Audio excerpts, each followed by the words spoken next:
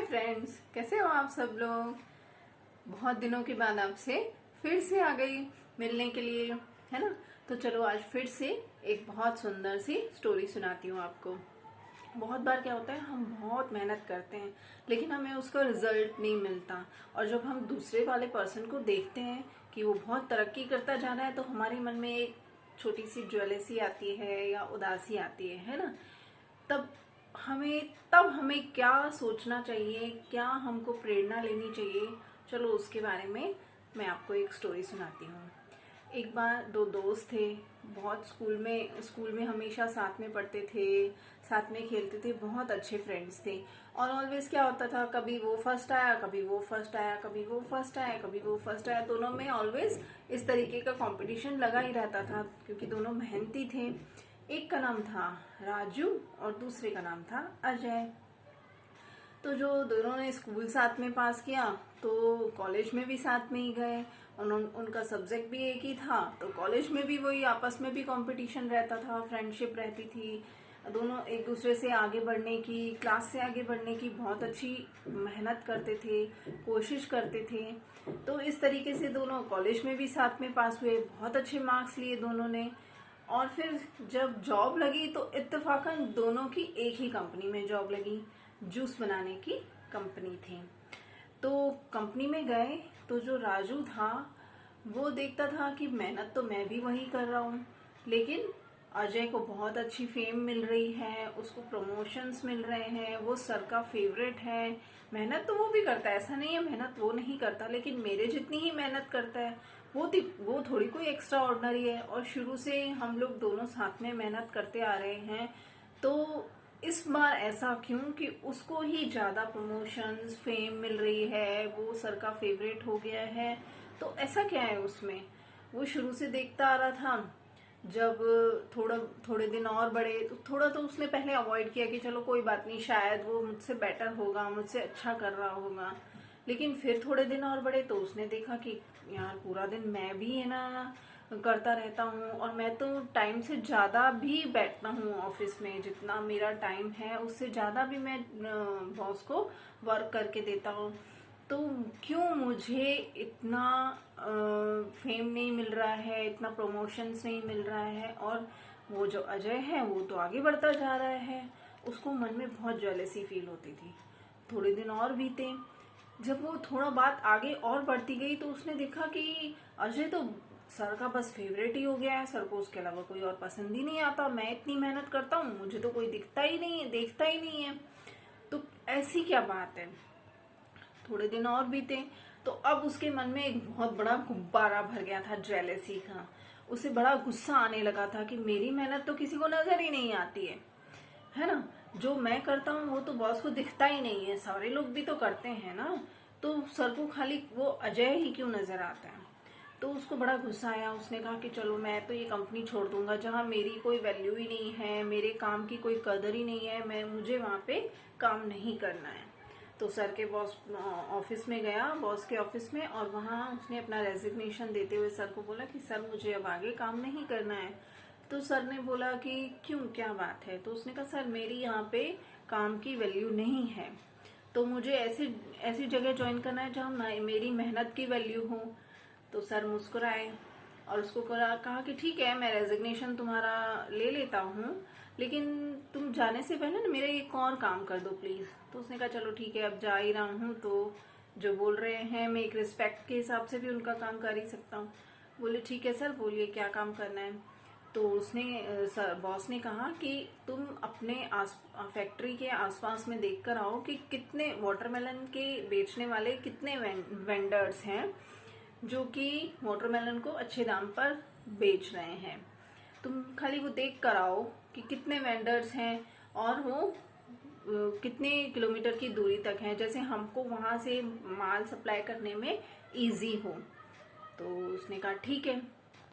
वो गया, पूरा दिन घूमता रहा, सारे वेंडर्स ढूंढता रहा, लेकिन उसको अपने आसपास के 3-4 किलोमीटर के एरिया में कोई वेंडर नहीं मिला।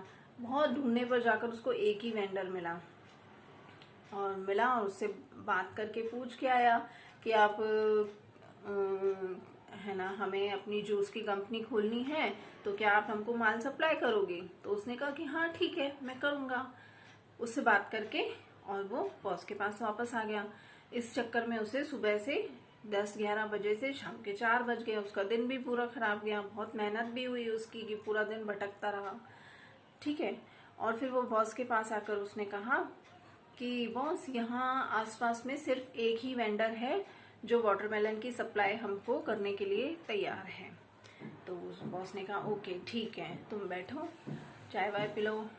चाय पीने के लिए उसको बुलाया, चाय पिलाई, बिठाया अपने पास में। और इतने में बॉस ने अजय को बुलाया। अजय को कहा जाओ तुम जाकर देख कर आओ कि हमारे आसपास में कितने वाटरमेलन बेचने वाले वेंडर्स हैं और वो कैसे हमको माल सप्लाई कर सकते हैं। अजय ने कहा ठीक है।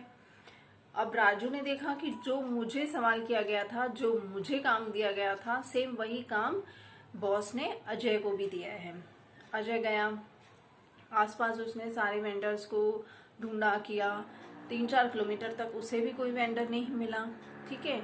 बहुत ढूंढने के बाद में उसे एक वेंडर मिला, तो फिर वो और आगे गया, उसने 5-6 किलोमीटर तक का दायरा उसने कवर किया और वहां पर उसने देखा कि उसे 3 वेंडर्स मिले हैं। वो तीनों से बात करके आया और तीनों से सब कुछ इंक्वायरी लेकर बॉस के पास वो 4-5 घंटे के अंदर आ गया। बॉस के पास में वो बैठा था, राजू तब तक बैठा था। और 3-4 घंटे के बाद में जब अजय आया वापस, तो उसने बॉस को सारी एक पूरा प्लान समझाया। पूरा एक पेन पेपर लेकर उसने बॉस को पूरा वो चिट समझाई और बताया कि सर यहाँ से 5 किलोमीटर के दायरे में 3 वेंडर्स हैं, एक वेंडर 3 किलोमीटर के दायरे पर है, वो हमको 13 रुपए किलो के हिसाब से बेचने के लिए तैयार हैं। और अगर हम रोज के 50 किलो अगर हम उससे वाटरमेलन लेते हैं तो वो हमको 10 रुपए किलो के हिसाब से भी बेचने को तैयार है। तो हमें इतना प्रॉफिट होगा और अगर हम उसमें अपनी लागत भी, ट्रांसपोर्ट लागत भी लगा देंगे तो हमारे पर जूस की बोतल को इतने रुपए लगेंगे। और दूसरा वेंडर है वो 15 रुपए देने के हिसाब से देने के लिए तैयार है। अगर हम उससे 50 रुपए में 50 किलो माल रोज के खरीदते हैं तो वो हमको 9 रुपए किलो के हिसाब से देने के लिए तैयार है। और अगर हम उससे हम डेली डील करते हैं, वो 9 रुपए किलो में देगा और हम उसमें ट्रांसपोर्ट सिस्टम का भी चार्ज लगा देंगे तो हमको इतने रुपए किलो में पड़ेगा। और हम सारा सिस्टम के हिसाब से जूस वूस बनाएंगे तो हमको इतने रुपए की एक जूस की बोतल पड़ेगी। इस तरीके से उसने तीनों वेंडर्स का हिसाब पूरा बता दिया। अब जो राजू था वो हक्का बक्का ऐसे मुंह खोलकर देखता ही रह गया कि मुझे तो बॉस ने जो कहा था, जितना कहा था, मैं उतना ही काम करके आया। लेकिन अजय क्यों फेवरेट है, अब उसे समझ में आ गया कि अजय को जो कहा था, जितना कहा था, उस काम को उससे ज्यादा और उसने स्मार्टली वर्क किया, इसलिए वो अजय सब बॉस का फेवरेट है। अब उसे समझ में आ गया तो उसे अपनी गलती का भी बहुत अच्छे से एहसास हुआ कि हमें कभी भी दूसरों के काम के जो उनको तरक्की मिलती है काम के बाद, उससे ज्वेलस नहीं होना चाहिए, उल्टा उनसे सीखना चाहिए। क्या सीखना चाहिए कि वो कितनी मेहनत कर रहे हैं, कितनी स्मार्टली मेहनत कर रहे हैं और वो अपना वर्क डेडिकेशन कितना दे रहे हैं। मेहनत सब करते हैं लेकिन तरक्की आज के वक्त में कौन पाता है? जो मेहनत के साथ वक्त भी बचाता है और स्मार्टली वर्क करता है ना। तो हमें कभी भी किसी से भी अगर वो तरक्की कर रहा है तो उससे ज्वेलस होने की जरूरत नहीं है, बल्कि उससे बहुत अच्छे से सीखने की जरूरत है ना। बहुत अच्छी स्टोरी।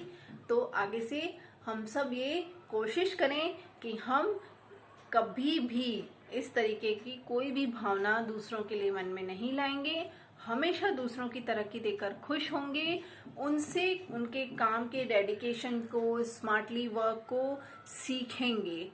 तो ठीक है, आज की स्टोरी मेरी बहुत अच्छी लगी होगी और अगर अच्छी लगी तो प्लीज कमेंट में मुझे जरूर बताइएगा और लाइक, शेयर और सब्सक्राइब जरूर कीजिएगा। Okay, bye.